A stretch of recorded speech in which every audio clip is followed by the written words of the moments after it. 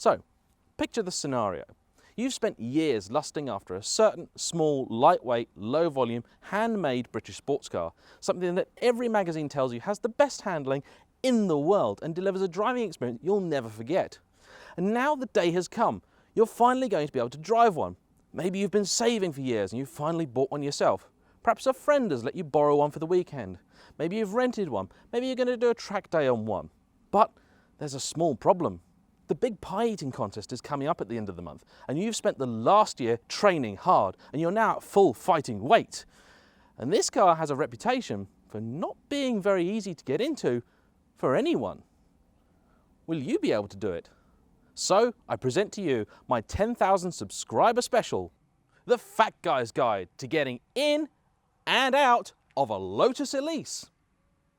If you follow these simple instructions, it's really quite simple and you've nothing to be afraid of. Step 1 is preparation, and that mainly involves making sure that you are actually going to be able to fit. Now, this particular car is a Series 2 Elise. The Series 2 and 3 have much lower sills than the Series 1. The Series 1's got a sill about that much higher, which does make life genuinely a lot more difficult. So this is a pretty good starting point. If you're unfamiliar what the different series of Elise are, the Series 1 is the original with the big round headlights, so it's fairly easy to identify. If you're going to try and get in one of those for the first time, maybe see if you can get the roof off. With regards to roofs, from the Series 2 onwards, they mostly have this short roof. The very first 2 years of the Series 2 has a slightly longer roof, which extends back to about here. You can tell the difference quite easily because this is a flat, rectangular shaped fabric roof. The key difference with these is that you can open this from inside the car. So if you're trying to park a car in a tight space, for example in a garage where you can't open the door that wide, then you can get out the car by simply standing up. That, however, is cheating. And for the purposes of this video, we won't be doing any of that. The second part of that is making sure that you are actually going to fit in this. Now, many people think this is actually a very, very cramped car, and that's not actually the case once you're inside it. What's a much bigger issue for people getting in an Elise is not actually weight, but height. You can be about 150 kilos and you'll still be able to drive one of these cars. However, if you're any taller than about 6'3" or over 2 meters, you may have some difficulty. One of our friends is 6'7" and he absolutely positively cannot drive one of these cars. If he took the seat out, he'd maybe have half a chance, but as it is, not going to happen. Step 2 is readying yourself, both mentally and physically. It's an arduous task. If you're doing it for the first time, the liberal application of perhaps some butter, WD-40 or lithium grease can help your chances.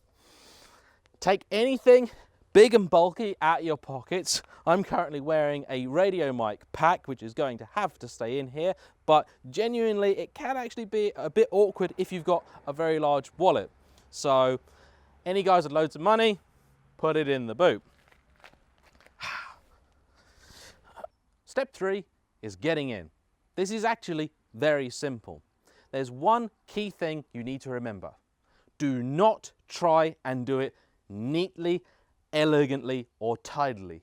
You will fail, guaranteed. Your friend here is speed.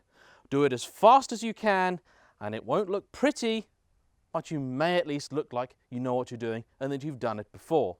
The technique is simple. You simply take your left leg or your right, if you're on the wrong side of the car, you put that as far into the footwell as it'll go, and then you fall down. Observe.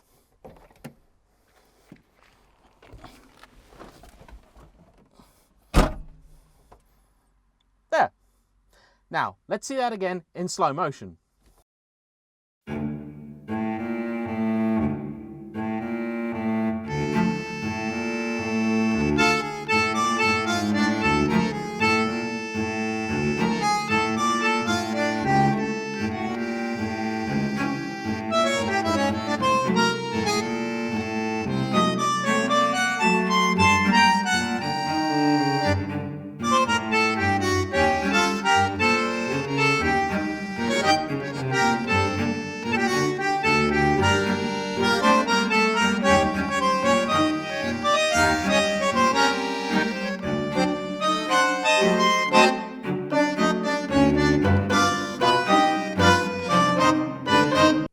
Now that you're in, of course, eventually you have to get out. And I regret to inform you that this is actually the much more difficult part of the process and does take a little bit of practice to do smoothly.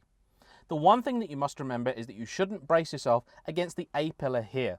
You can, however, use the steering wheel, the sill, the body, or my personal favourite, the seat to help extract yourself. Some people like to move the seat all the way back on its runners to help give them the most room to get out.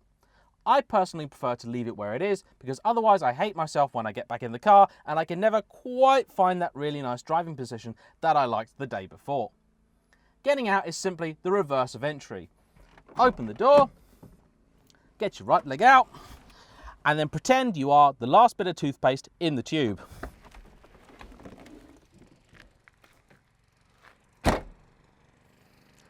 So there you have it. The Fat Guy's Guide to getting in and out of the Lotus Elise. I hope that's been helpful and gives some hope to some of you guys like myself who like your food.